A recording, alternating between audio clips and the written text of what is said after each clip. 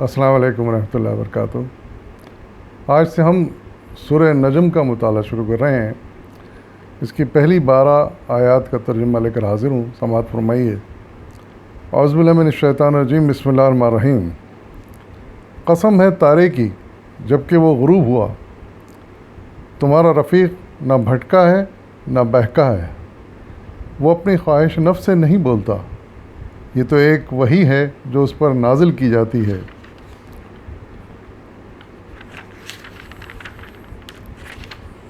اسے زبردست قوت والے نے تعلیم دی ہے جو بڑا صاحب حکمت ہے۔ وہ سامنے آ کھڑا ہوا جب کہ وہ بالائی افق پر تھا، پھر قریب آیا اور اوپر معلق ہو گیا، یہاں تک کہ 2 کمانوں کے برابر یا سے کچھ کم فاصلہ رہ گیا۔ تب اس نے اللہ کے بندے کو وحی پہنچائی جو وحی اسے پہنچانی تھی۔ نظر نے جو کچھ دیکھا، دل نے اس میں جھوٹ نہ ملایا۔ اب کیا تم اس چیز پر اس سے جھگڑتے ہو جسے وہ آنکھوں سے دیکھتا ہے؟ صدق اللہ العظیم۔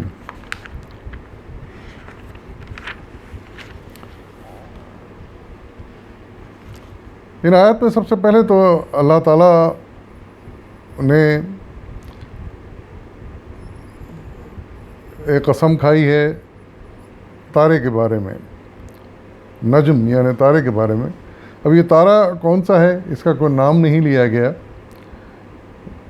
یہ کوئی بھی تارا ہو سکتا ہے، لیکن اصل بات یہ ہے کہ اس کے غروب ہونے کی قسم کھائی ہے کہ جب وہ تارا غروب ہو جاتا ہے۔ اس سے مراد ہم کسی بھی تارے کو لے سکتے ہیں۔ دوسری بات یہ فرمائی گئی، قسم کس لیے کھائی گئی؟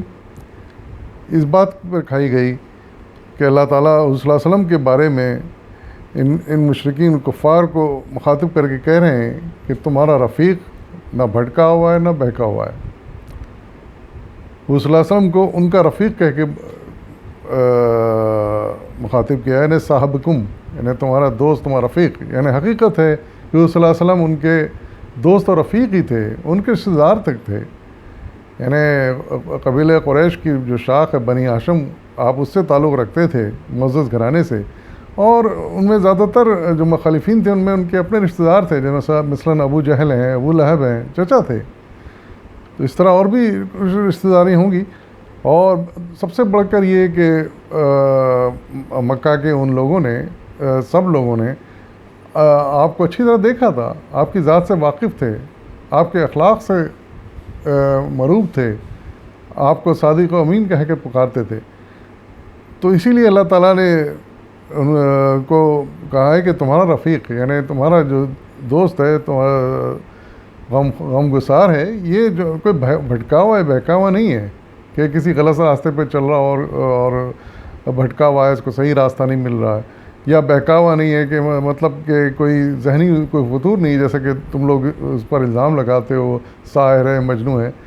یہ سب بیہودہ باتیں ہیں، ایسی کوئی بات نہیں ہے۔ پہلے تو اللہ تعالیٰ کی اس بات کی تردید ہمارے ان کی جو یہ الزام لگایا کرتے تھے۔ پھر ارشاد یہ فرما رہے ہیں کہ یہ جو کچھ بولتے ہیں، صلی اللہ علیہ وسلم جو بھی بولتے ہیں اور تم کو نصیحت کرتے ہیں، یہ اللہ کی طرف سے وہی نازل ہوتی ہے ان پر۔ اللہ تعالیٰ ارشاد فرما رہے ہیں کہ ہم ان پر وہی بھیجتے ہیں، ہم یہ پیغامات ان تک بھیجتے ہیں اور وہ تم کو پھر سناتے ہیں وہ پیغامات۔ تو اور یہ جو وہی بھیجی جاتی ہے، ارشاد فرمایا جا رہا ہے کہ یہ ایک بڑے ہی متبرک، بڑے ہی عظیم الشان فرشتے کے ذریعے بھیجی جاتی ہے۔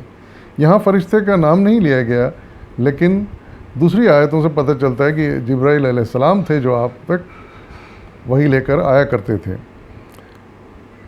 اس سلسلے میں کچھ وضاحت مولانا سید عبداللہ مودودی رحمۃ اللہ علیہ نے تحریر فرمائی ہے۔ آپ حاشیہ نمبر 5 میں لکھتے ہیں، یعنی کوئی انسان اس کو سکھانے والا نہیں ہے جیسا کہ تم گمان کرتے ہو۔ یعنی وہ گمان کرتے تھے کہ کوئی سکھاتا ہے ان کو، صلی اللہ علیہ وسلم کو پڑھاتا ہے تو پھر وہ سنا دیتے ہیں۔ ایسی بات نہیں، انسان نہیں، بلکہ یہ علم اس کو ایک فوق البشر ذریعے سے حاصل ہو رہا ہے۔ زبردست قوت والے سے مراد بعض لوگوں کے نزدیک اللہ تعالیٰ کی ذات ہے، لیکن مفسرین کی عظیم اکثریت اس بات پر متفق ہے کہ اسے مراد جبرائیل علیہ السلام ہے۔ عبداللہ بن مسعود، حضرت عائشہ، حضرت ابو ہریرہ، ربیع بن انس سے یہی قول منقول ہے۔ ابن حریر، ابن کثیر، رازی اور آلوسی وغیرہ حضرات نے بھی اس قول کو اختیار کیا ہے۔ شاہ ولی اللہ صاحب اور مولانا اشرف علی تھانوی صاحب نے بھی اپنے ترجمے میں اسی کی پیروی کی ہے، اور صحیح بات یہ ہے کہ خود قرآن مجید کی دوسری تصریحات سے بھی ثابت ہے۔ سورہ تکویر میں اللہ تعالیٰ کا ارشاد ہے کہ درحقیقت، آیت نمبر 19 میں، کہ درحقیقت یہ ایک بزرگ فرشتے کا بیان ہے جو زبردست قوت والا مالک کے عرش کے ہاں بڑا درجہ رکھتا ہے، اس کا حکم مانا جاتا ہے اور وہاں بڑا معتبر ہے۔ تمہارا رفیق کچھ دیوانہ نہیں ہے، وہ اس فرشتے کو آسمان کے کھلے کنارے پر دیکھ چکا ہے۔ پھر سورہ بقرہ کی آیت نمبر 97 میں اس فرشتے کا نام بھی بیان کر دیا گیا، جس کے ذریعے سے یہ تعلیم حضور کے قلب پر نازل کی گئی تھی۔ اس کا ترجمہ یہ ہے کہ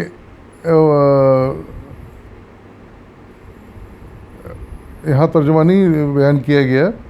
بہرحال تو ان تمام آیات کو اگر سورہ نجم کی اس آیت کے ساتھ ملا کر پڑھا جائے تو اس میں اس امر میں کسی شک کی گنجائش نہیں رہتی کہ یہ زبردست قوت والے معلم سے مراد جبرائیل علیہ السلام ہی ہیں، نہ کہ اللہ تعالیٰ۔ تو حقیقت یہ ہے، بات یہ سمجھ آتی ہے کہ اللہ تعالیٰ نے حضرت جبرائیل علیہ السلام کے ذریعے ہی وحی بھیجی، وہی لے کر آتے تھے۔ اللہ تعالیٰ خود آ کر یہ وحی نہیں نازل کرتے تھے، بلکہ اپنے ایک زبردست عالی شان فرشتے تھے جن کا نام جبرائیل تھا، تو وہ جبرائیل علیہ السلام جو ہے نا اس وحی کو لے کے اللہ تعالیٰ کے آتے تھے اور رسول صلی اللہ علیہ وسلم تک پہنچاتے تھے۔ پھر آگے ارشاد فرمایا گیا کہ وہ سامنے آ کھڑا ہوا جبکہ وہ بالائی افق پر تھا، یعنی وہ جبرائیل علیہ السلام جو تھے وہ بہت قریب آئے، اتنا قریب کہ حضور صلی اللہ علیہ وسلم کے وہ اس وقت غار حرا میں موجود تھے، اتنے قریب آئے جیسے کہ 2 کمانوں کا جتنا فاصلہ ہوتا، تقریباً اتنا فاصلہ، اور آ کے معلق ہو گئے۔ وہ فرشتے تھے، ان کو کسی سہارے کی ضرورت نہیں تھی، وہ آ کے بالکل قریب آ کے وہ ہوا میں معلق ہو گئے۔ اور پھر اس کے بعد حضور صلی اللہ علیہ وسلم کو آپ نے وحی پہنچائی جو اللہ تعالیٰ نے ان کو پہنچانے کے لیے دی تھی، یعنی وہ پیغام ان تک پہنچایا۔ اور حضور صلی اللہ علیہ وسلم کی خاص بات یہ تھی کہ وہ یعنی عوام فضا میں سے کوئی شخصیت آ جائے، یعنی حیولہ، اور شخصیت بھی فرشتے، یعنی بالکل ہی مختلف شکل کے انسان کی طرح تو نہیں ہوگی، وہ فرشتے تھے، تو ایک نورانی شخصیت آئی اور آ کے سامنے معلق ہو گئی، اتنے قریب آ گئی، لیکن حضور صلی اللہ علیہ وسلم اس سے قطعی نہ گھبرائے اور نہ پریشان ہوئے، بلکہ جو کچھ آپ دیکھ رہے تھے ان کا دل بھی یہ گواہی دے رہا تھا کہ یہ ضرور کوئی فرشتے ہیں۔ ان کے دل میں یہ خیال ہرگز نہیں آیا کہ کوئی جن وغیرہ یا کوئی ایسی چیز ہے، بلکہ آپ نے نہایت اطمینان سے یہ آپ نے یقین کیا کہ یہ کوئی فرشتے ہیں جو میرے پاس آئے ہیں۔ اور چونکہ حضور صلی اللہ علیہ وسلم نے ان کو، حضرت جبرائیل کو اپنی آنکھوں سے دیکھا اور اتنی قریب سے دیکھا، تو پھر اس میں کسی قسم کی گنجائش نہیں رہی کہ وہ فرشتے ہی تھے اور حضرت جبرائیل ہی تھے۔ اور اس بات پر اگر یہ کفار مشرکین شک کرتے ہیں، جھگڑا کرتے ہیں، منع کرتے ہیں، انکار کرتے ہیں، تو یہ بڑی غلط بات ہے۔